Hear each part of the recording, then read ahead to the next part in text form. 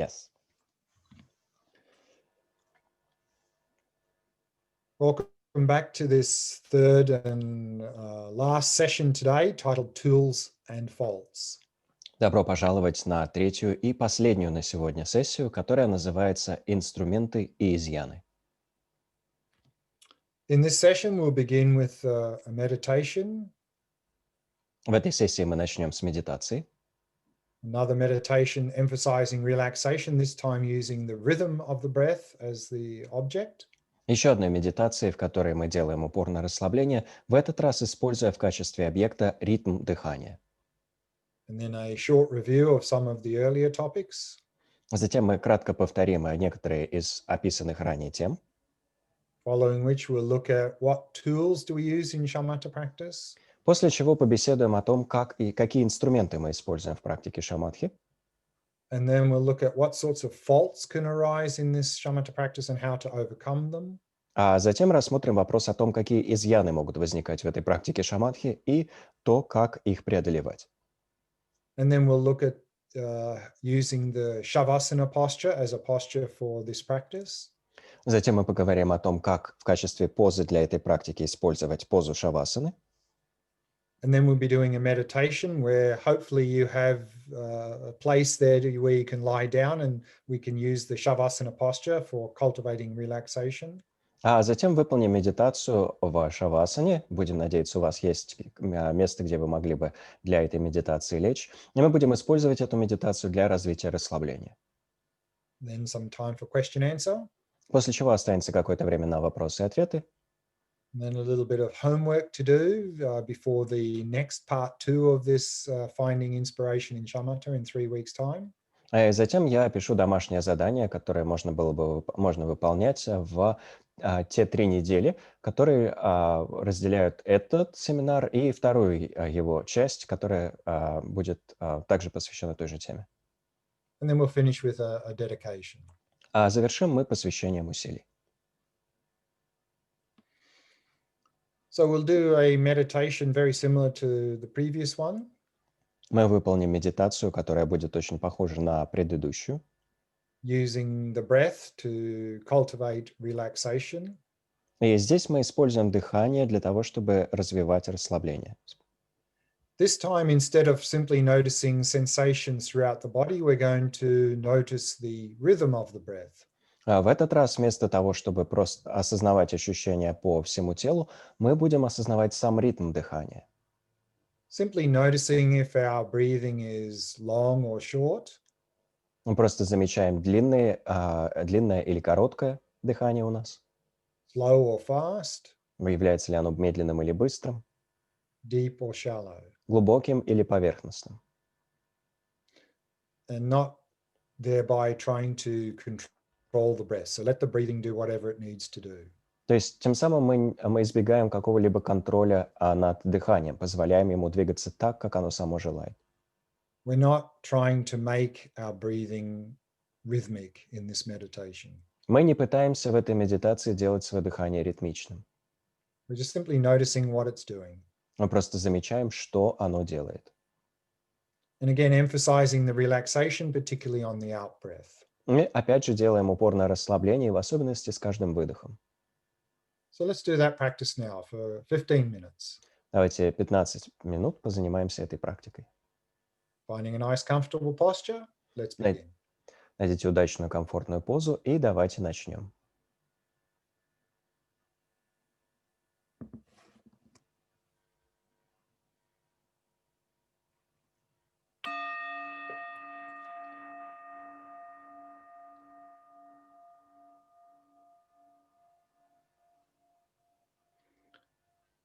As always, we begin by preparing the body. Как обычно, мы начинаем с подготовки тела. In other words, setting up a good posture. Иными словами, выбираем удачную позу. Корректируем, делаем положение тела подходящим. Keeping the back nice and straight. Спина выпрямлена. And at the same time, allow the entire body to become completely relaxed. И в то же время мы позволяем всему телу полностью расслабиться.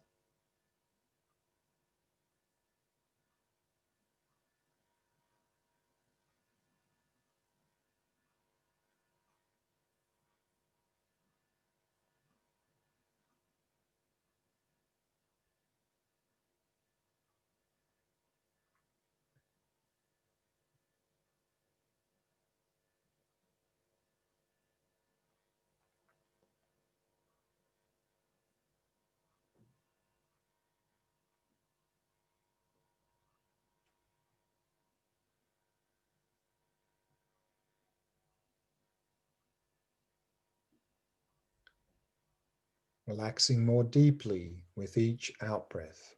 Расслабляемся все глубже с каждым выдохом.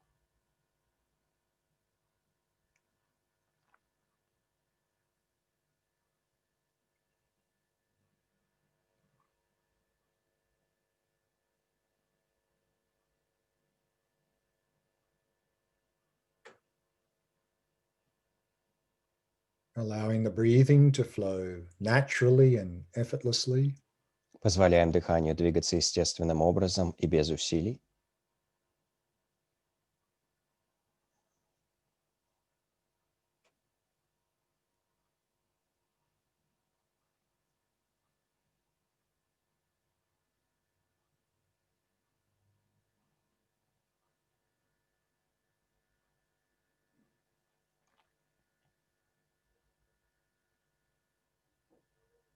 And setting the mind in a state of ease and relaxation. И успокаиваемся в состоянии привольности и расслабления. Not dwelling in the past. Не пребываем в прошлом, Not anticipating the future. не предвкушаем будущее. Simply allowing the mind to come to rest in the present moment. А просто позволяем ему успокоиться в текущем мгновении.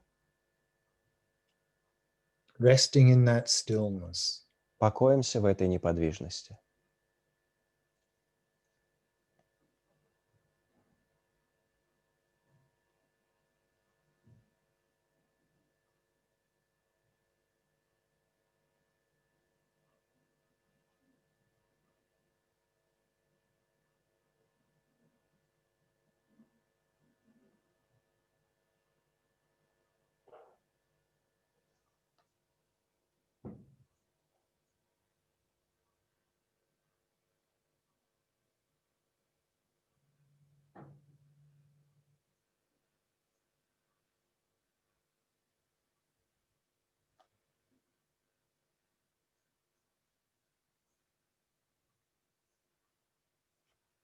And from that stillness, start to become aware of the rhythm of your breath.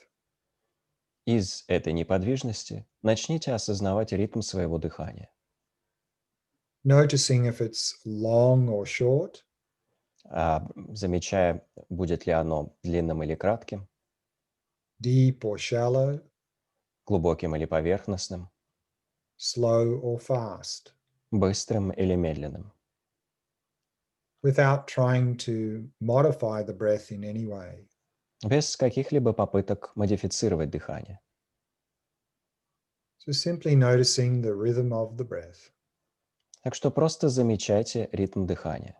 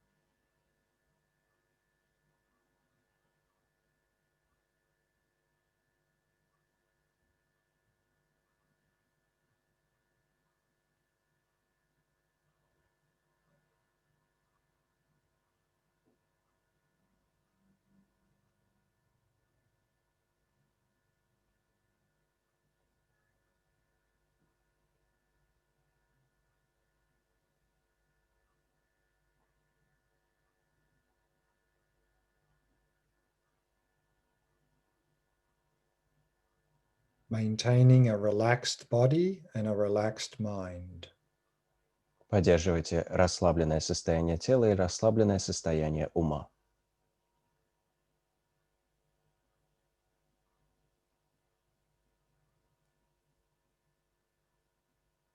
Without allowing yourself to sink into dullness or drowsiness. Не позволяя себе увязнуть в сонливости или притупленности.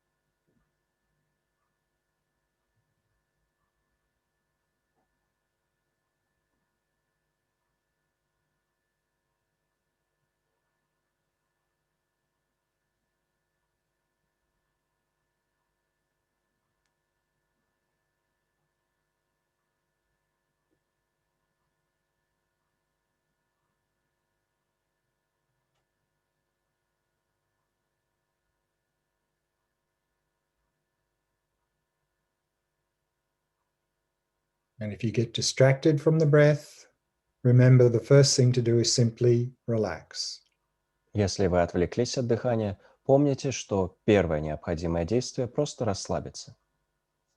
Then release the distraction Затем отпустить отвлечение and very gently return to focusing on the rhythm of the breath. и очень мягко вернуться к сосредоточению на ритме дыхания. So relax, release, and return. Таким образом, расслабьтесь, отпустите и вернитесь к объекту. Each time you become distracted. Каждый раз, когда отвлекаетесь.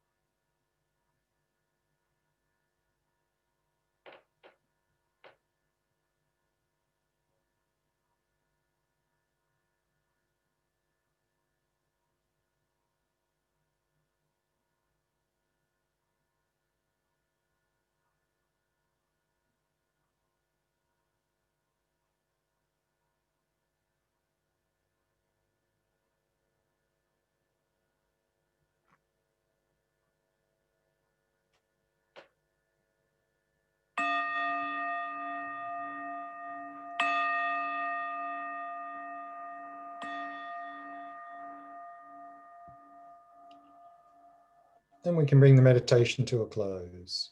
И затем мы можем завершить медитацию.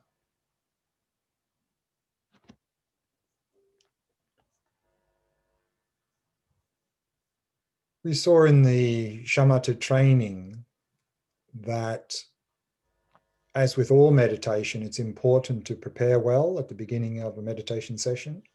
В этом обсуждении тренировки в шаматхе мы увидели, что, как и в любой практике, здесь важно качественно подготовиться в начале сессии. And we looked at what qualities to cultivate and what objects to focus on in the last session. В предыдущей сессии рассмотрели вопрос о том, какие качества развивать и какие объекты использовать.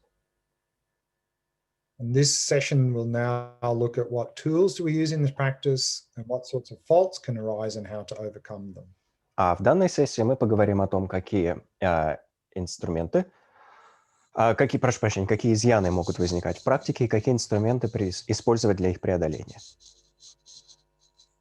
And then in terms of how to integrate this practice into daily life and the stages of progress in this practice, we'll look at those two topics in part 2 of this program in 3 weeks' time. А вопросы интеграции практики с повседневной жизнью и стадий продвижения мы рассмотрим во второй части нашей программы, которая состоится через 3 недели. We saw there in terms of the qualities to cultivate, there are 3 qualities. Обсуждая качества, которые необходимо развить, мы увидели 3 таковых. Relaxation, stability, clarity. Расслабление, устойчивость, ясность. And we saw that each one is the basis of the next quality. We emphasize them in that order. Мы увидели, что каждая из них является основой для следующего. Мы делаем упор на них именно в этом перечисленном порядке. And we see here a statement to that effect in Attention Revolution. Здесь мы видим утверждение на эту тему из «Революции внимания», where it says the relationship among these 3 qualities can be likened to the roots, trunk, and foliage of a tree. где сказано: связь между этими 3 качествами можно сравнить с корнями, стволом и листвой дерева. As your practice grows, the roots of relaxation go deeper. По мере развития вашей практики корни расслабления уходят глубже, The trunk of stability gets stronger, ствол устойчивости становится сильнее, and the foliage of vividness reaches higher. а листва ясности тянется выше. Meaning that if we don't sink first deep roots of relaxation, Иными словами, если мы сначала не углубим в землю корни расслабления, then the tree of our stability and clarity will fall over. дерево наших устойчивости и ясности рухнет. And I can't overemphasize the importance of relaxation Здесь as a base. невозможно переоценить значимость расслабления как основы. Speaking from my own personal experience and talking to many people who do this practice. Здесь я говорю на основе своего собственного опыта и на основе бесед со множеством людей, которые занимаются этой практикой. And then in terms of objects, we saw that quote from a Sangha recommending to focus on the breath. В том, что касается объектов, мы уже видели эту цитату из слов Асанги, рекомендующую нам сосредотачиваться на дыхании. And this is probably the most widely emphasized object in many Buddhist traditions. И дыхание — это, вероятно, объект, на котором больше всего делается упор во всех буддийских традициях. And then we saw 2 other objects of mind and awareness, particularly emphasized in Tibetan Buddhism. Но мы увидели и 2 других объекта — ум и осознавание, и на этих объектах упор в особенности делается в тибетской традиции. Particularly within the Dzogchen and Mahamudra systems of practice. В особенности в системах практики Дзогчена и Махамудры. We saw there that by observing the mind, observing our thoughts, we can really become the masters of our mind. Мы увидели, что, внимая своему собственному уму, наблюдая за своими мыслями, мы можем стать хозяевами собственного ума. And it can be very much a healing practice as well. Кроме того, эта практика может в значительной степени поспособствовать исцелению. And the resting in awareness practice can really help us to be able to be in that resting in stillness mode. Практика успокоения в осознавании действительно может помочь нам пребывать в этом состоянии неподвижности. And can be very much a bridge into Vipassana. И она же может послужить в очень значительной степени мостом к випашьяне. By simply resting in awareness, we can intuitively come to an insight into the nature of our mind. Просто покоясь в осознавании, мы можем интуитивно прийти к прозрению относительно природы своего ума. And then in terms of other objects, we saw that in the Geluk school of Tibetan Buddhism, often it's emphasized to focus on a mental image of a Buddha. В том, что касается других объектов, мы увидели, что в традиции Гелук часто делается упор на сосредоточение на умственном образе Будды. Which has its own advantages as well. А у этого объекта также есть свои преимущества.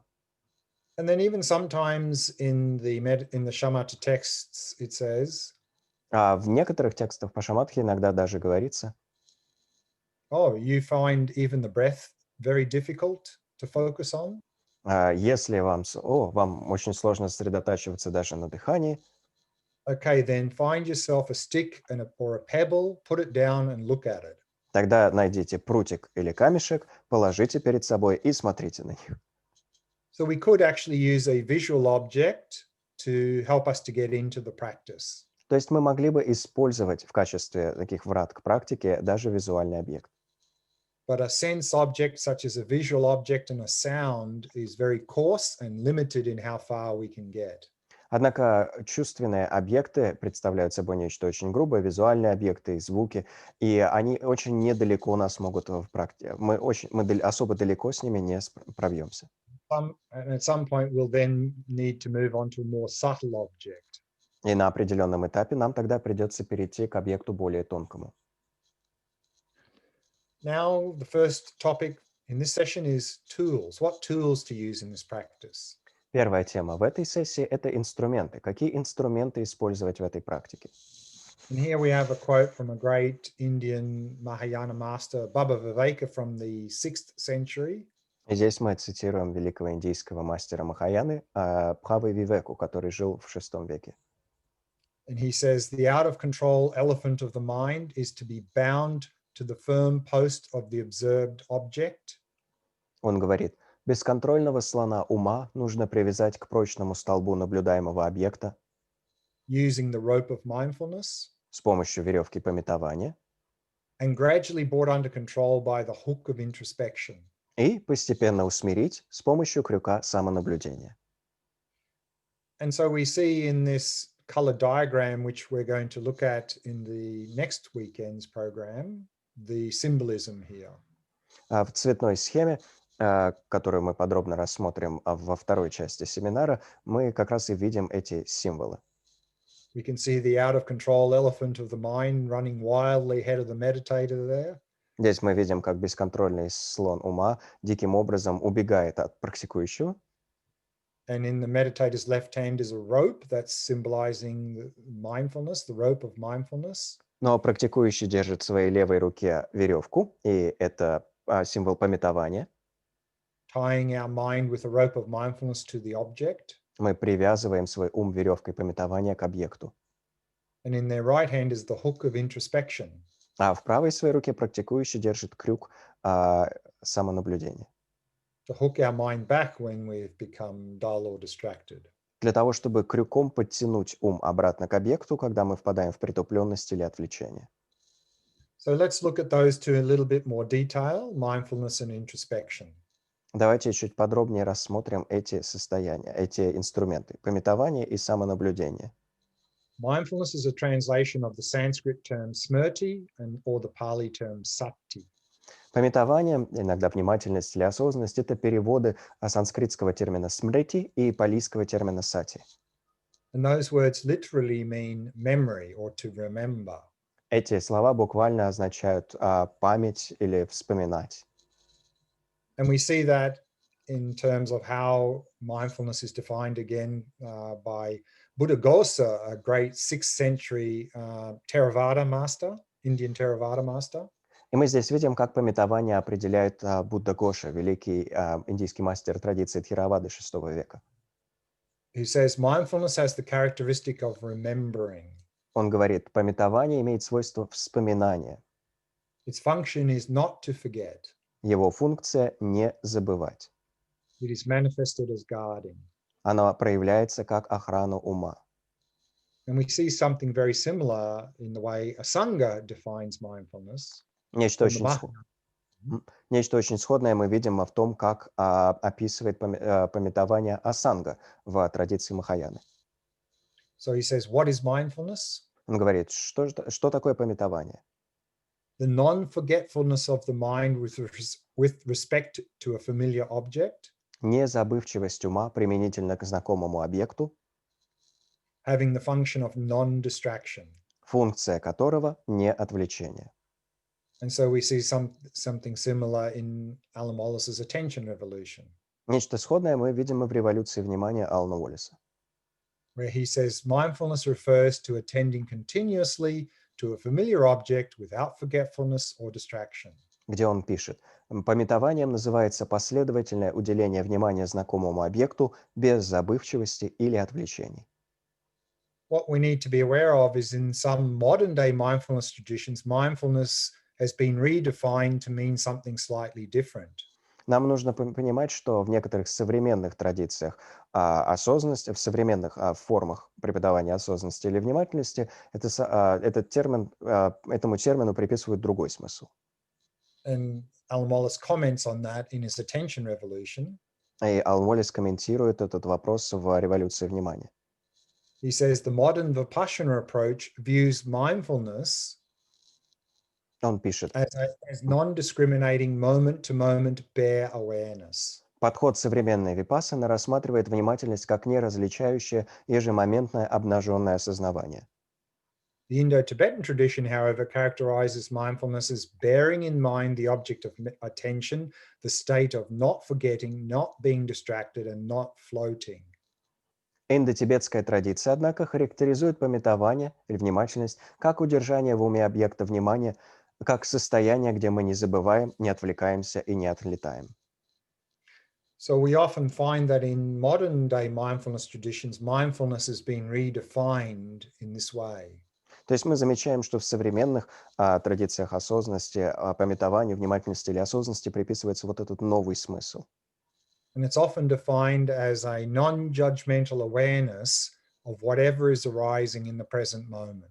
И тогда это же понятие определяется как не выносящее суждение осознавания всего, что проявляется в настоящий момент. And we see that in how John Kabat-Zinn, with his mindfulness-based stress reduction, defines mindfulness. И мы видим, как тогда осознанность определяет Джон Кабат-Зinn в своем подходе снижения стресса на основе осознанности. He says mindfulness means paying attention in a particular way, on purpose, in the present moment, and non-judgmentally. Он утверждает: осознанность — это особый способ уделять внимание, намеренно, в текущем мгновении и без вынесения суждений. That's, of course, a very good thing to do. Это, разумеется, очень полезная вещь, But this is полезное not really занятие. how mindfulness was originally defined. Но не так осознанность, внимательность или памятование определялись исходно. So we need to be aware of the difference in usage of the word mindfulness to avoid any confusion. То есть нам нужно понимать, как по-разному используется термин внимательность для того, чтобы не путаться. Introspection, Самонаблюдение, samprajanya in Sanskrit. или сампраджанья на санскрите. Here we again have from the Theravada tradition, Buddhaghosa defines it as the following. Опять-таки здесь, здесь мы смотрим традицию Theravada и видим, что Буддагоша определяет самонаблюдение следующим образом. Introspection has the characteristic of non-confusion. Its function is to investigate. It is manifested as scrutiny. Самонаблюдению присуще свойство непомраченности, его функция исследовать, оно проявляется как проверка. So introspection is really quality control, monitoring mindfulness. Самонаблюдение — это проверка качества, это то, что отслеживает поток памятования. And we see something similar as how it's defined by Shantideva from the Mahayana tradition. И мы видим нечто сходное в том, что пишет Шантидева, представитель традиции Махаяны. He says, in brief, this alone is the definition of introspection, the repeated examination of the state of one's body and mind. Он пишет вкратце: вот единственное определение самонаблюдения, повторяемое снова и снова, проверка состояния наших тела и ума. And then we see that defined accordingly then in attention revolution, И мы видим тогда соответствующее определение и в революции внимания, where he says introspection is a mental faculty having the function of monitoring the state of one's body and mind. где говорится, самонаблюдение — это умственная способность, функция которой отслеживать состояние тела и ума. With this faculty, we note when the mind has succumbed to either laxity or excitation. Используя эту способность, мы отмечаем, когда ум поддается либо вялости, либо возбужденности. In other words, introspection is quality control. Иными словами, самонаблюдение — это контроль над качеством, проверка качества. These are the two main tools we use in shamatha practice. Таковы два главных инструмента, которые мы используем в практике шаматхи. Let's see now what sorts of faults can arise and how to overcome them. Посмотрим теперь, какие изъяны или недостатки могут проявляться и как их преодолевать. And here we have a quote from Panchen Losang Chogi Gyaltsen, a great 16th century Geluk master. Здесь мы видим цитату из слов Панчен Лосang Чоки Гелцена, великого мастера традиции Гелук XVI века. In his shamatha section of his text, he says, shamatha is attained by progressing through the 9 stages, relying on the 8 antidotes to abandon the 5 faults. В разделе своего текста, в посвященном шаматхе, разделе одного из своих текстов, он пишет: «Шаматха достигается посредством продвижения по 9 стадиям, на которых мы полагаемся на 8 противоядий для избавления от 5 изъянов». And we'll look at these 9 stages in the next program in 3 weeks' time. Эти 9 стадий мы рассмотрим во второй части семинара, которая пройдет через 3 недели. Let's now then look at these 5 faults and 8 antidotes. А сейчас давайте рассмотрим 5 изъянов и 8 противоядий. The first fault is laziness. Первое из изъянов — это лень. And so, like everything in our life, if we see no benefit in an activity, we're going to be very lazy when it comes to doing it. Как и в любом деле в нашей жизни, если мы не видим пользы в каком-то начинании, мы будем относиться к нему чрезвычайно лениво. And similarly here in shamatha, if we don't really appreciate the benefits, we're going to be very lazy when it comes to do this practice. Аналогичным образом дело обстоит и в шаматхе. Если мы не видим в ней пользы, мы будем очень лениво относиться к этой практике. So the first antidote is faith. Первое противоядие — это вера. That is to reflect on the benefits of this practice, to develop faith that this practice is going to bring us enormous benefit. То есть нам нужно размышлять над преимуществами практики для того, чтобы развить веру в то, что эта практика может принести нам очень большую пользу. And we saw some of those enormous benefits in the first session today. Некоторые из этих огромных преимуществ мы рассмотрели по ходу первой сегодняшней сессии.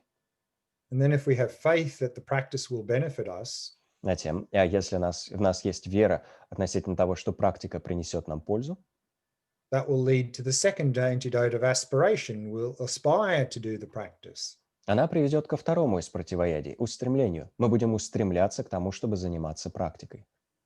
And then the more we aspire to do the practice, the more we'll have enthusiasm and put effort into the practice. А чем больше мы устремляемся к занятиям практики, тем больше в нас будет энтузиазма, тем больше мы будем ей себя посвящать. And then the more enthusiasm and effort we put into practice, the more we'll have the fourth antidote, which is called pliancy. А чем больше в нас энтузиазма и чем больше мы усилий прилагаем в практике, тем больше в нас будет четвертого противоядия, которое называется податливостью. Pliancy is flexibility or serviceability of body and mind. Податливость — это гибкость или работоспособность тела и ума. Now our body and mind are not very pliant or flexible. В данный момент наше тело и ум не особо податливые или не обладают особой гибкостью. We tend to have a lot of heaviness in the body. В теле мы обычно ощущаем большой объем тяжести, And a lot of resistance in our mind to doing the practice. а наш ум активно сопротивляется практике. And so when we fully achieve shamatha, we'll really achieve this pliancy. Но когда мы полностью достигнем шаматхи, мы действительно обретем эту податливость в полной мере. In physical pliancy, it's said that our body feels light like cotton. В том, что касается физической податливости, говорится, что тело наше будет ощущаться как легкое, подобно хлопку. And that's symbolized here in this little picture you see where the meditator is flying through the sky. This is physical pliancy. И здесь на картинке, которую вы видите на слайде, символом этого является этот летящий человек. Такую вот легкость мы обретаем. Это символ физической податливости. And then we see the meditator riding on the elephant of the mind. This is symbolizing mental pliancy. Мы также видим, что практикующий едет на слоне ума, и это символ податливости умственной. Means we can turn our mind to whatever we want without any resistance whatsoever. То есть мы можем обратить свой ум к чему пожелаем без какого-либо сопротивления. And then Tsongkhapa says here, Цанкапа здесь говорит, if you cannot stop the laziness of being disinclined to cultivate concentration, если вы не сможете пресечь лень, которой не хочется развивать сосредоточение и которая наслаждает... извиняюсь. and of enjoying things that are not conducive to it, И лень, которая наслаждается не способствующими концентрации вещами, from the outset you will not gain entry into concentration. то с самого начала не сможете в сосредоточение вступить. So this is the first fault we need to overcome, laziness, through these four antidotes. Это первый изъян, который нам необходимо преодолеть. Это лень, которую мы преодолеваем с помощью этих 4 противоядий. The second fault is forgetfulness, Второй изъян – это забывчивость, which can mean either forgetting the instructions or forgetting the object. под чем может подразумеваться либо то, что мы забываем наставление, либо то, что мы забываем объект. And the antidote to that is mindfulness, Противоядие от этого изъяна – это памятование. remembering the instructions and remembering the object. То, что мы помним о наставлениях и помним об объекте. And then the third fault is the pair of laxity and excitation, Третий изъян – это пара из вялости и возбужденности. which are sort of the technical terms for dullness and distraction. Таковы технические термины, которыми описываются притупленность и отвлечение. And here again we have laxity being defined by Tsongkhapa. Здесь опять-таки вялость для нас определяет Цанкапа. He says laxity means that your mind's way of apprehending the object of meditation is slack. Вялость означает, что ваш ум слабо постигает объекты. And it does not apprehend the object with much vividness or firmness. Не постигает их с особыми яркостью или прочностью. So there are many levels of laxity. Существует множество уровней вялости. And very, very heavy level of laxity is we may even fall asleep in meditation. При очень-очень мощных уровнях вялости мы можем даже заснуть во время медитации. And then excitation is the word that's usually mentioned here instead of using the word distraction. Возбужденность – это термин, который обычно используется вместо слова «отвлечение». And we see why in how it's defined by Tsongkhapa. И то, почему используется именно этот термин, мы видим в определении, которое дает Цанкапа. Where he says, what is excitation? Он пишет, что такое возбужденность? It is an unquiet state of mind considered a derivative of attachment. Это неспокойное состояние ума, которое считается производным от привязанности, which pursues pleasant objects and acts as an impediment to shamatha.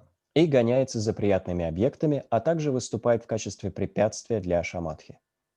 So the most common form of distraction is we're pulled away by pleasant things. Самая распространенная форма отвлечения состоит в том, что нас отвлекают приятные объекты. The so-called sense pleasures. Так называемые чувственные удовольствия. And we see that in the little color diagram on the right there. И мы это видим на этой маленькой цветной схеме справа. Down the bottom left, we see some fruit, so that is taste. Здесь внизу, в нижней левой части рисунка мы видим фрукты, и это символ вкуса. To the right of that, we have a silk cloth, that is tactile. Справа от этого шелковая ткань, то есть тактильное переживание. Above that, we have two round objects, which are symbols, that's sound. Выше два круглых объекта, это музыкальные тарелочки, то есть символ звука. To the left of that, we have a conch shell with some perfume in, so that's smell. Слева от них раковина, в которую налиты духи, это запахи. And then diagonally above that, we have a round object, which is a mirror, and that's symbolizing visual. А по диагонали чуть выше зеркало, и это символ визуальных объектов. So these are the five sense objects, the most common form of distraction, hence excitation. Это 5 чувственных объектов, самые распространенные источники отвлечения, а стало быть и возбужденности. And so what's the antidote to laxity and excitation? Каково же противоядие от вялости и возбужденности? Introspection job is to notice if we're falling into laxity or excitation. Самонаблюдение. Их задача — замечать, не поддались ли мы вялости и возбужденности.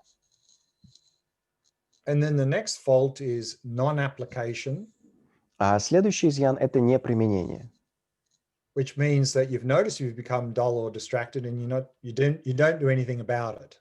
Иными словами, вы заметили, что отвлеклись, но ничего по этому поводу не предпринимаете. We see that mentioned here again by Tsongkhapa. И причины этого здесь снова объясняет Цангкапа.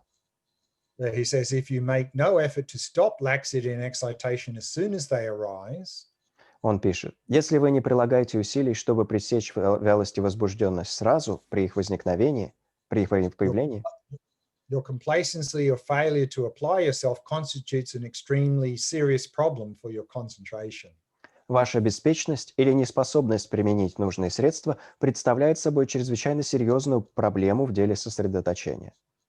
To remedy a failure to apply yourself to the elimination of laxity and excitation, cultivate the intention called application or effort. Чтобы противодействовать неспособности посвятить себя устранению вялости и возбужденности, взращивайте намерение, которое называется применением или усердием. So application here means the saying is, if it's broken, fix it. Под применением здесь подразумевается следующее: если что-то сломалось, нужно починить. So how do we fix it? Как же мы это все чиним? Here for excitation, Здесь для возбужденности we introduced into the meditation earlier these three terms of relax, release, return. мы во время медитации, которую мы ранее выполняли, применяли 3 шага: расслабиться, отпустить и вернуться. That when we first notice we're distracted, rather than getting frustrated and upset, we simply relax. То есть, когда мы просто только заметили, что отвлеклись, вместо того, чтобы расстраиваться, мы расслабляемся, отпускаем, возвращаемся. And then release the distraction. Мы расслабляемся, прошу прощения, затем мы отпускаем отвлечение. And then return to the object. И затем возвращаемся к объекту. In terms of laxity or dullness, В том, что касается вялости и притупленности, as we see here from the quote from Shantideva, one of the most common здесь, как мы видим в цитате из Шантидевы, one of the most common reasons we fall into laxity or dullness is we've simply lost interest in the practice. одна из главных причин, в силу которых мы подаемся вялости или притупленности, состоит в том, что мы просто потеряли интерес к практике.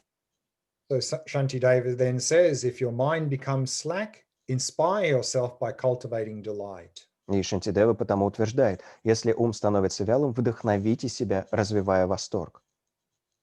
In other words, if you find that you're falling into dullness or laxity because you're lost interest, then refresh your interest in the practice. Иными словами, если вы замечаете, что поддались вялости или притупленности, потому что потеряли интерес к практике, освежите этот интерес. Then restore your attention on the object. Затем восстановите внимание к объекту. And then retain an ongoing flow of mindfulness on the object. И затем сохраняйте непрерывный поток памятования об объекте. So we have refresh, restore, retain. Итак, освежите, восстановите и сохраняйте. So these three key words can be helpful as a beginner to remind us how to fix it, what to do when we fall into laxity or excitation.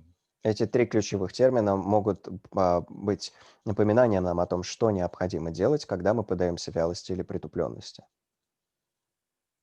And then we have one more fault called over-application. Далее идет еще один недостаток, еще один изъян, который называется избыточным применением.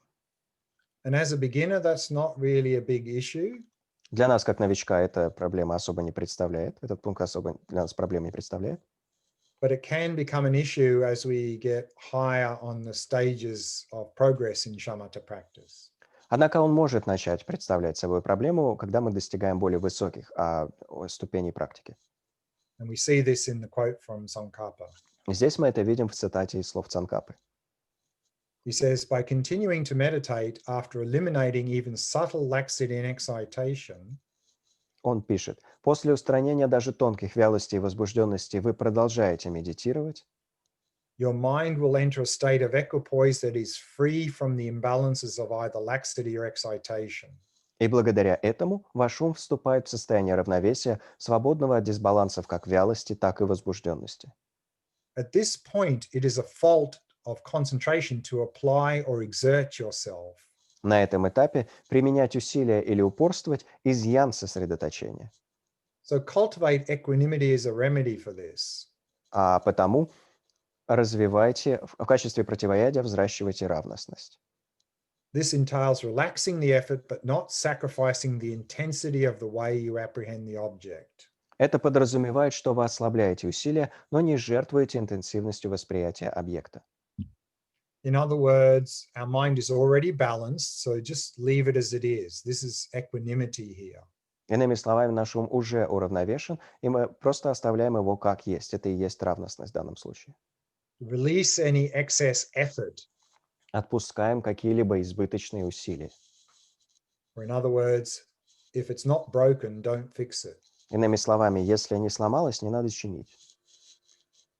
And so therefore, by applying these 8 antidotes to those 5 faults, we can slowly move along these 9 stages to shamatha. Иными словами, применяя эти 8 противоядий к этим 5 изъянам, мы можем постепенно продвигаться по ступеням, ведущим к шаматхе. And we'll look at those 9 stages a little bit in the following weekend, in 3 weeks' time. А эти 9 ступеней мы рассмотрим во второй части семинара через 3 недели. And that brings us now to the shavasana posture, which we're going to use for the meditation now. И это нас подводит к обсуждению позы шавасаны, которую мы сейчас используем в медитации.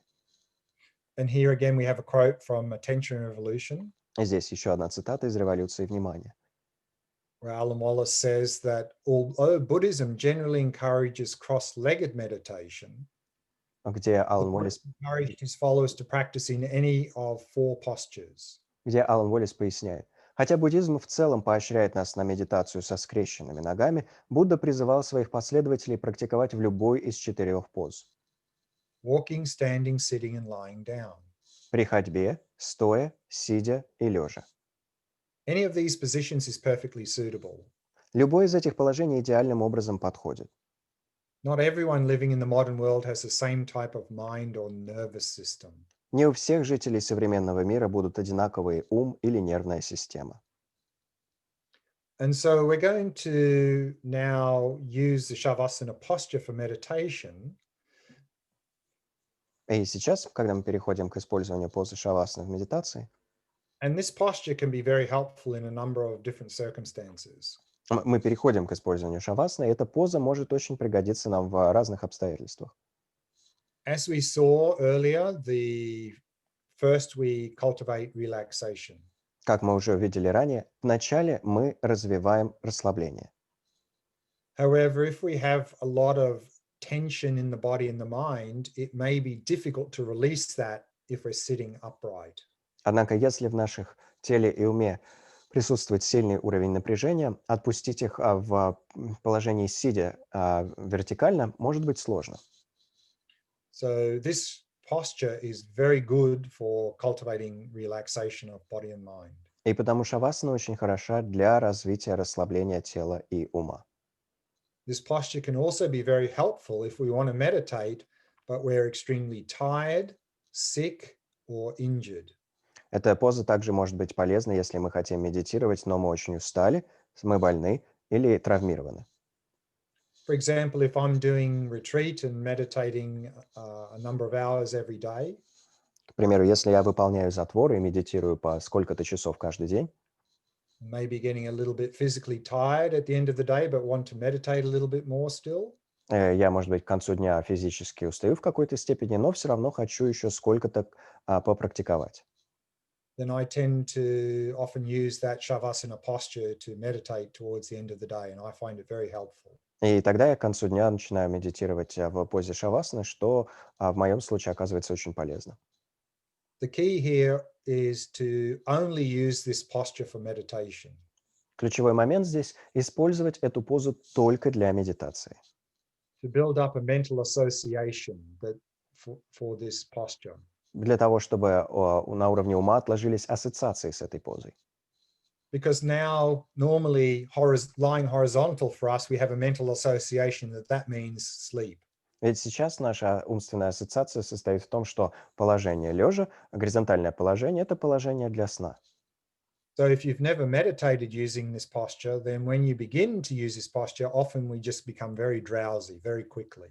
И если вы раньше не использовали эту позу для медитации, то, пытаясь в ней медитировать сейчас, часто вы будете немедленно начинать испытывать мощный уровень сонливости. But if we continue to use this posture for meditation, we build up a new mental association. Однако, продолжая использовать эту позу для медитации, вы выстроите новые умственные ассоциации. And this posture can also be very helpful as a transition to sleep. Кроме того, эта поза может быть очень полезна для перехода ко сну. In that often at the end of a busy day, we may have a lot of tension in the body, a lot of thoughts in the mind. К примеру, к концу напряженного дня у нас может быть много мыслей в уме, много напряжения в теле, And then we find it very difficult to get to sleep. и тогда нам очень сложно заснуть. Then we can go into this shavasana posture. В этом случае мы можем перейти в эту позу, позу шавасаны. And then on every out breath, releasing any tension in the body С каждым выдохом мы отпускаем все телесное напряжение, and releasing any thoughts in the mind. отпускаем все мысли в уме, And then do that as long as we can maintain some alertness. и занимаемся этим столько, сколько нам удается поддерживать хотя бы некую бодрость. And then when we start to get drowsy, then mentally note the meditation is finished. А когда мы начинаем поддаваться сонливости, мы умственно решаем, что медитация завершена, And then physically move out of this posture into whatever posture you use for sleep. а на уровне тела переходим из шавасаны в любую позу, которую используем для сна. So just a couple of tips for this posture before we go to the meditation. И просто пара замечаний относительно этой позы, прежде чем мы перейдем к медитации. If we're using this in our room and we have ceiling light, then probably a good idea to dim the light or turn it off. Otherwise, it's going to be too bright in our eyes.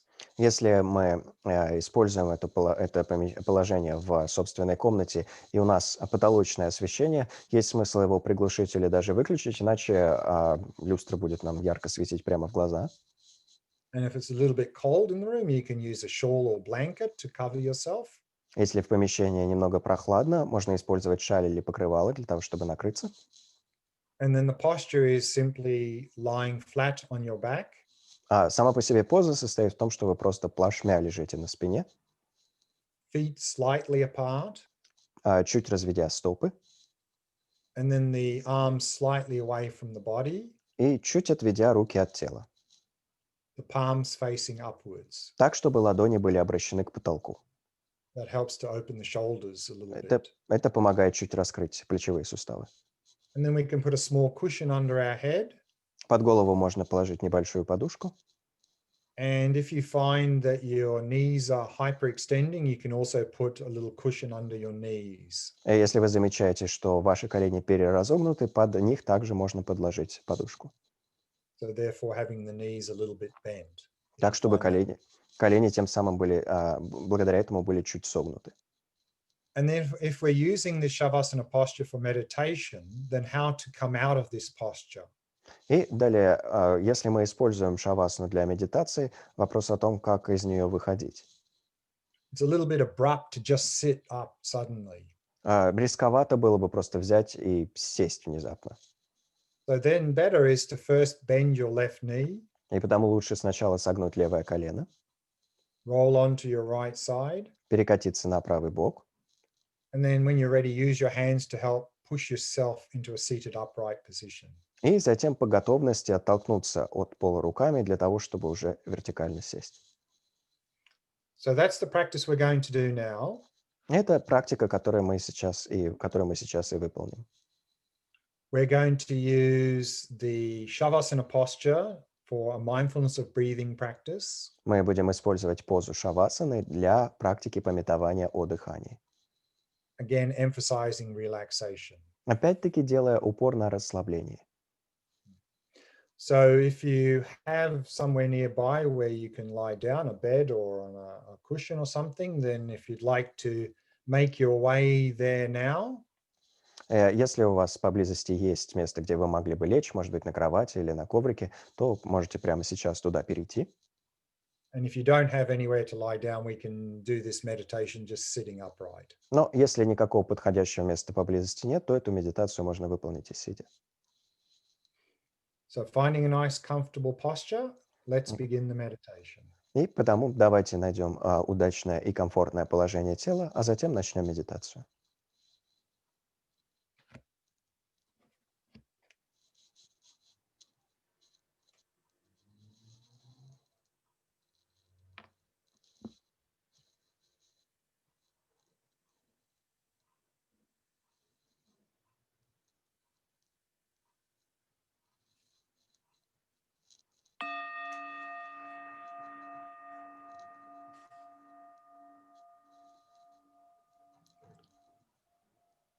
If you're actually in the shavasana posture, Если вы, собственно, в позе шавасаны, then just simply lying flat on your back, то просто лежите на спине, feet slightly apart, стопы чуть разведены, and then the arms slightly away from the body, а руки чуть отведены от тела.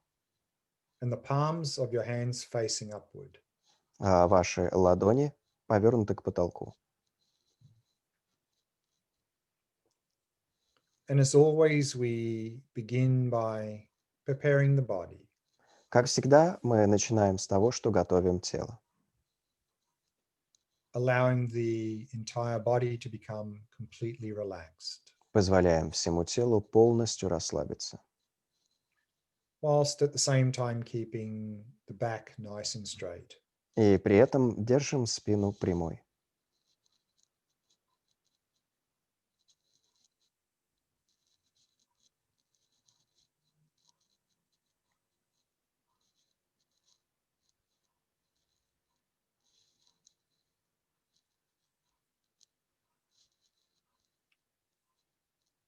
And really allowing the awareness to descend right down into the body. Мы позволяем осознаванию опуститься прямо в тело. Noticing sensations throughout the body. Замечаем ощущения по всему телу.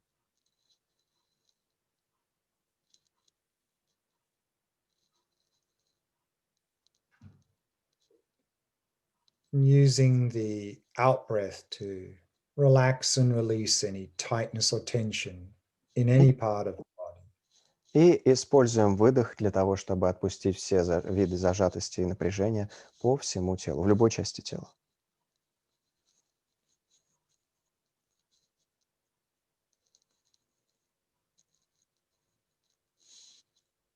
And softening and relaxing all the muscles in the face. Затем смягчаем и расслабляем все мышцы лица. Mouth and jaw soft and relaxed.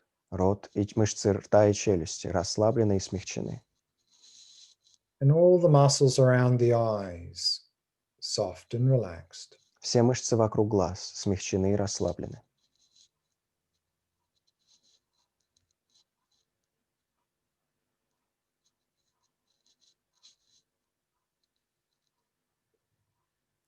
In this way, allowing the entire body to become completely relaxed, completely at ease. Таким образом, вы позволяете всему телу полностью расслабиться и пребывать совершенно привольно.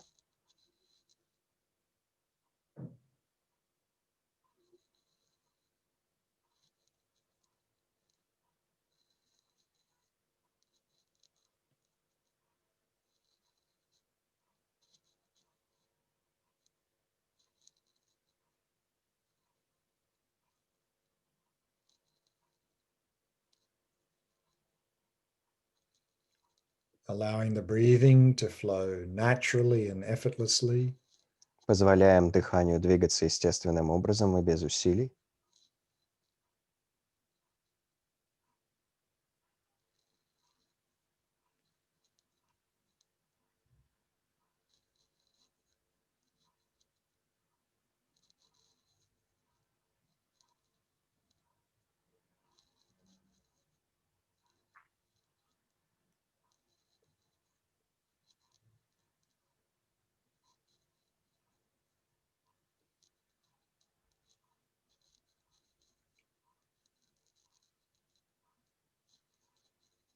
And with each out breath, letting go of any thoughts that may have arisen.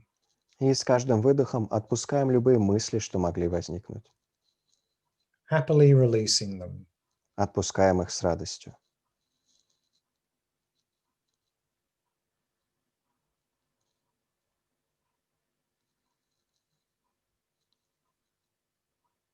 And simply allowing the mind to come to rest in the stillness of the present moment.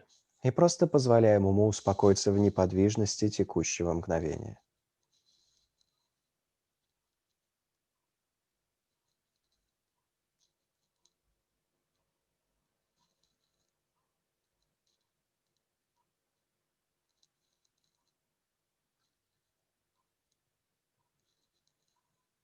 Allowing the mind to be relaxed, still, and clear.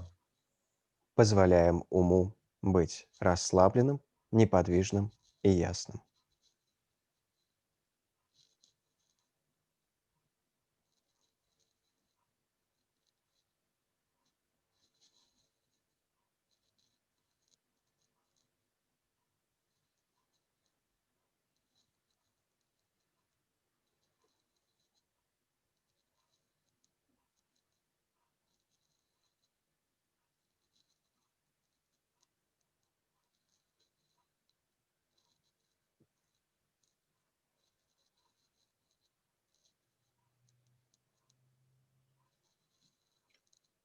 And from that stillness, start to become aware of the sensations of the breath throughout the body.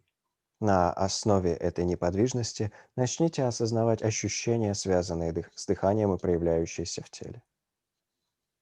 Noticing any sensations associated with the breathing. Осознавайте любые ощущения, связанные с дыханием.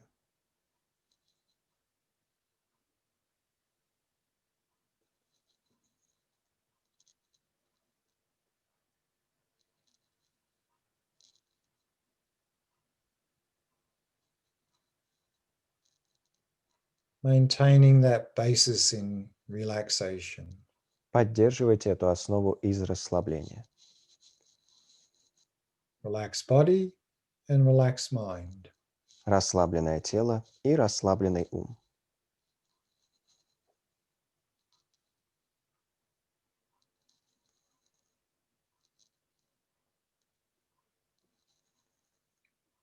Whilst maintaining an ongoing flow of mindfulness. Поддерживая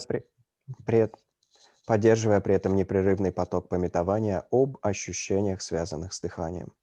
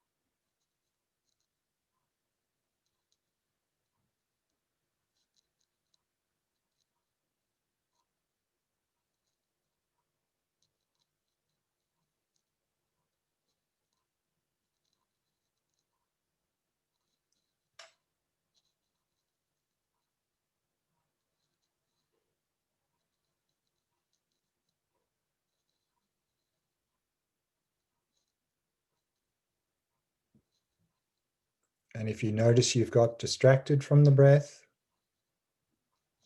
Если вы замечаете, что отвлеклись от дыхания, then relax, release, and return. расслабьтесь, отпустите и вернитесь к объекту. Simply keep coming back to the breath again and again. Просто снова и снова возвращайтесь к дыханию.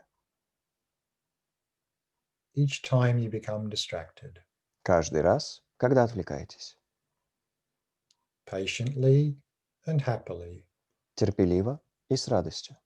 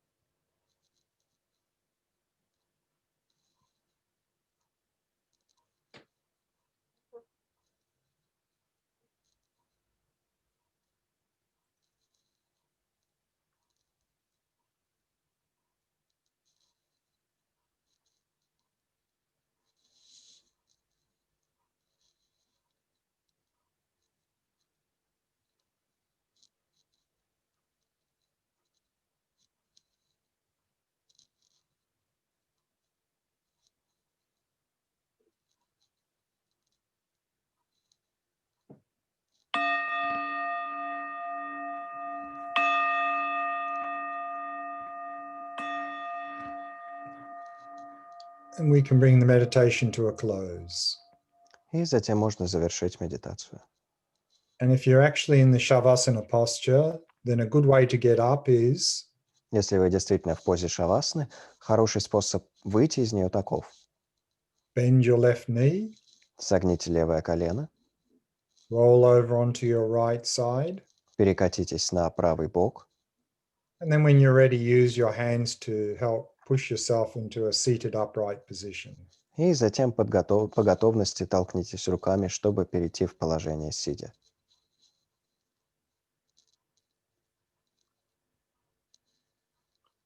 And maybe just one or two questions before we slowly wrap up today. Может быть, всего один-два вопроса, прежде чем мы понемногу завершим. If the practice of observing thoughts is easier for me than observing the breath, is it okay to start focusing on that practice from the very beginning? Если практика наблюдения за мыслями дается мне проще, чем наблюдение за дыханием, можно ли сосредоточиться на ней с самого начала? Yes, absolutely.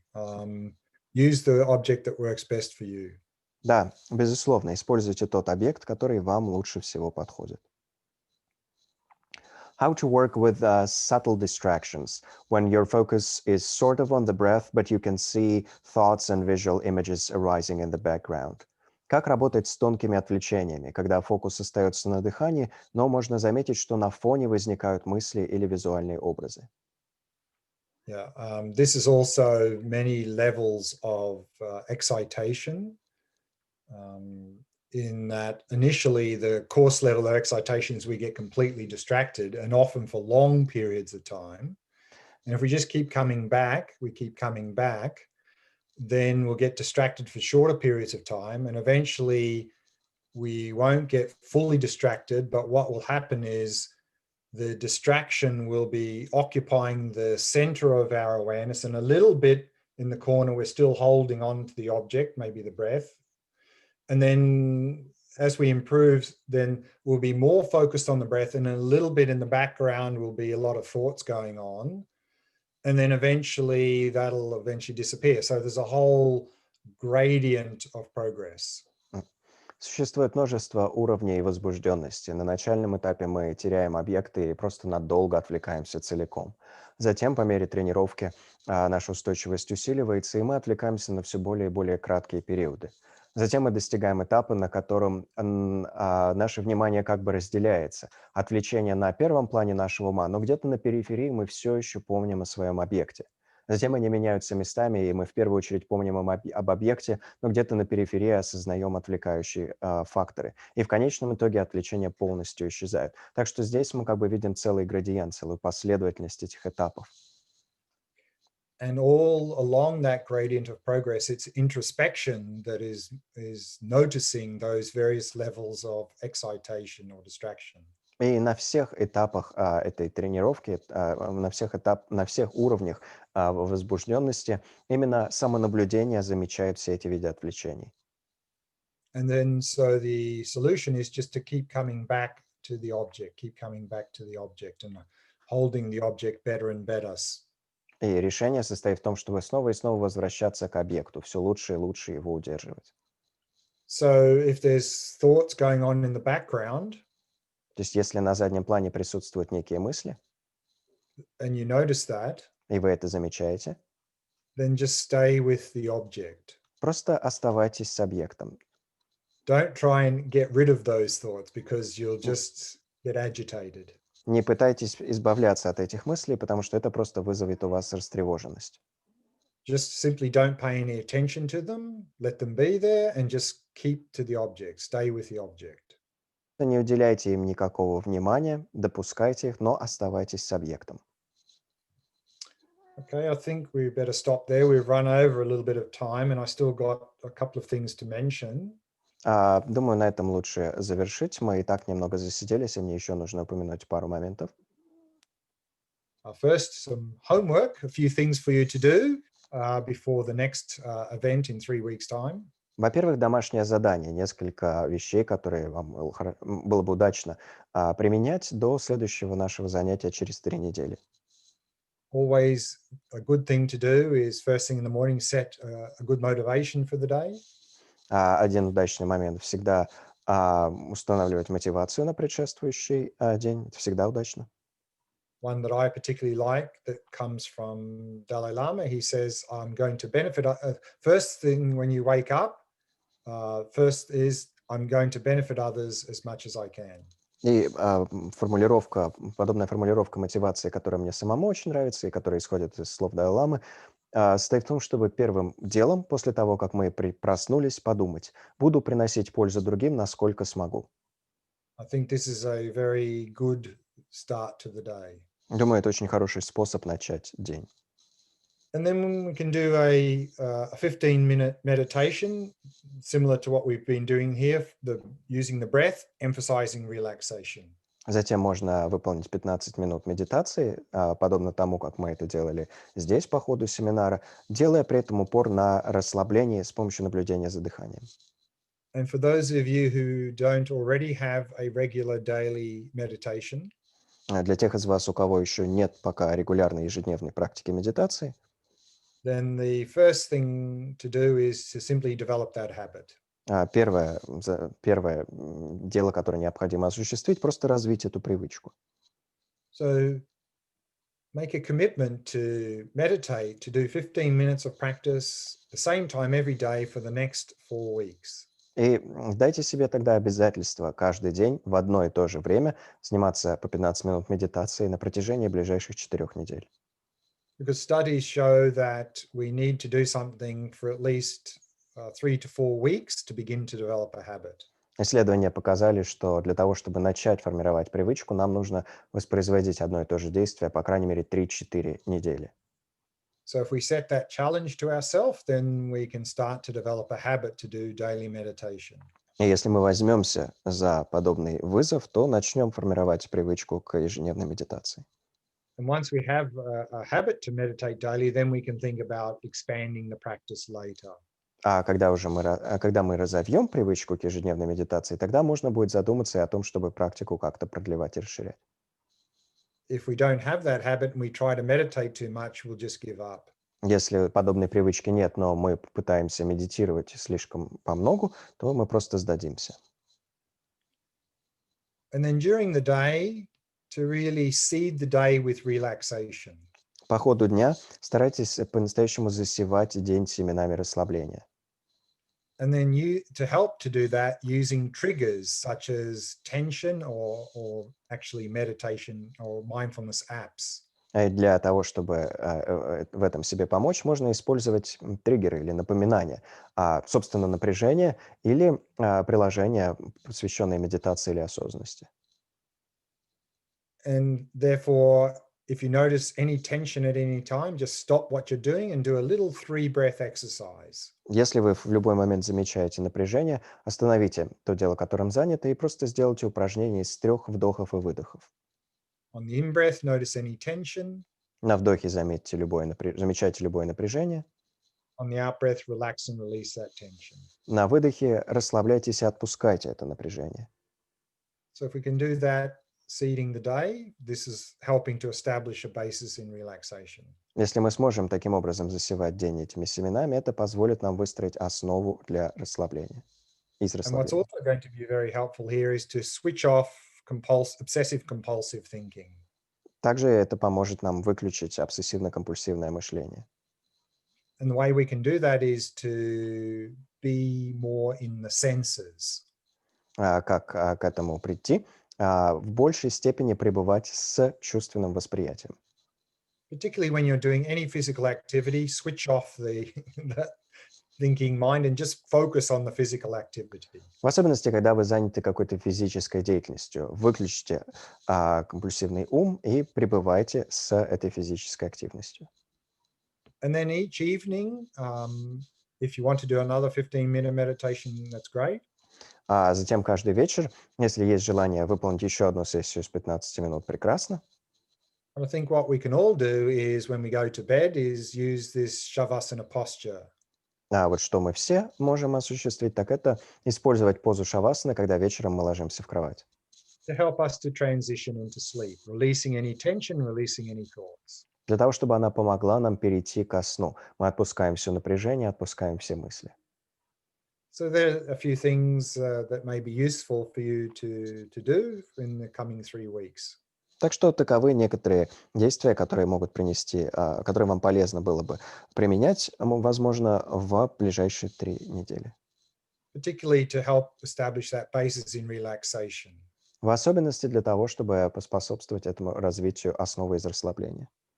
So we can more effectively do this mindfulness of breathing practice that we're going to focus on in 3 weeks' time. Для того, чтобы мы могли эффективно выполнять ту практику пометования дыхания, на которой мы сосредоточимся через 3 недели. Where we can work on improving stability and clarity of attention.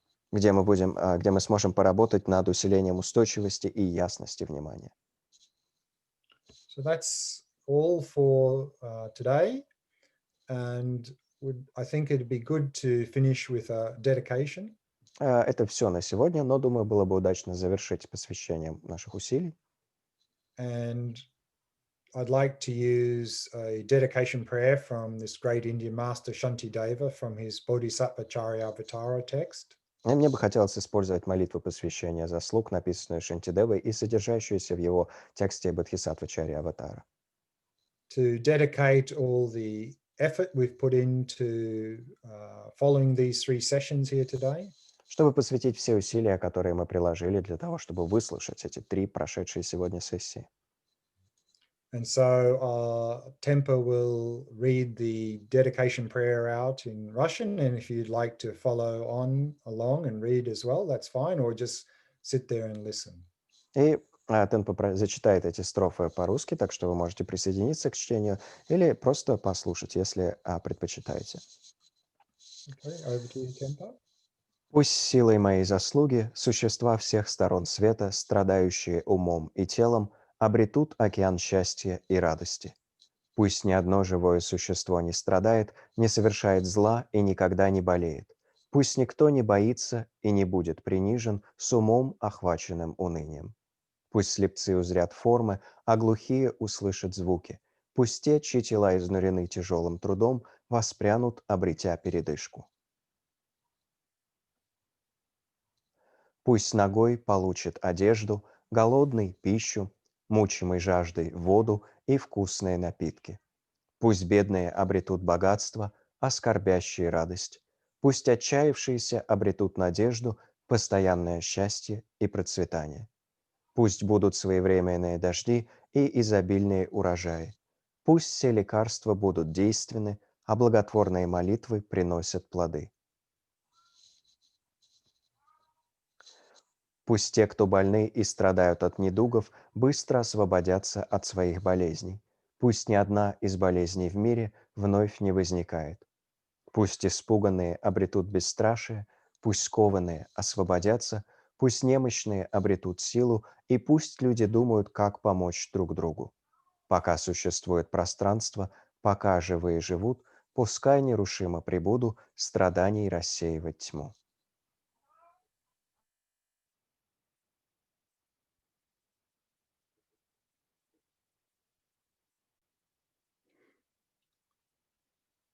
Thank you. So Спасибо. next, part 2 of this Finding Inspiration in Shamatha, it will be in 3 weeks' time, and we're focusing there on the mindfulness of breathing practice. Следующая, то есть вторая часть этого курса состоится через 3 недели, 31 октября, и во время этой второй части мы сосредоточимся на практике памятования о дыхании. Particularly focusing on 2 variations of mindfulness of breathing. В особенности сосредоточимся на 2 вариациях памятования о дыхании. The focusing in the area of the abdomen and focusing at the entrance of the nostrils. То есть на сосредоточении в области живота и сосредоточении в области ноздрей. And we'll also be looking at this 9-stage model to describe the stages of progress in the shamatha practice. И мы также рассмотрим 9-часную модель, которая описывает этапы нашего продвижения в практике шаматхи. So that's it for today's session. So thank you, Tempa, so much for translating all the slides and for doing all the wonderful translation during class.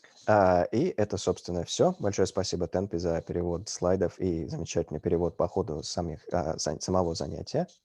And thank you very much, Glenn, for agreeing to teach and for doing it so wonderfully using these online means these days. We're very much looking forward to seeing you in 3 weeks and then many more times in the future.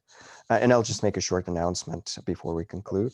И маленькое объявление.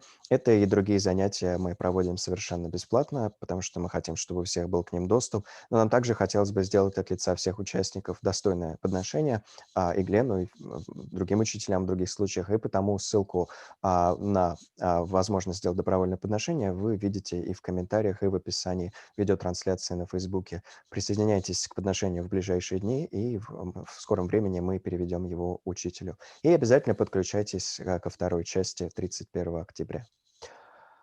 So thank you very much. It's very late in the evening for you, and thank you for staying up to be with us tonight. We'll see you next time. Thank you. Yes, everyone stay safe, stay well, and see you in 3 weeks' time. Позаботьтесь о себе, оставайтесь в безопасности и увидимся через 3 недели. Bye now. Bye-bye.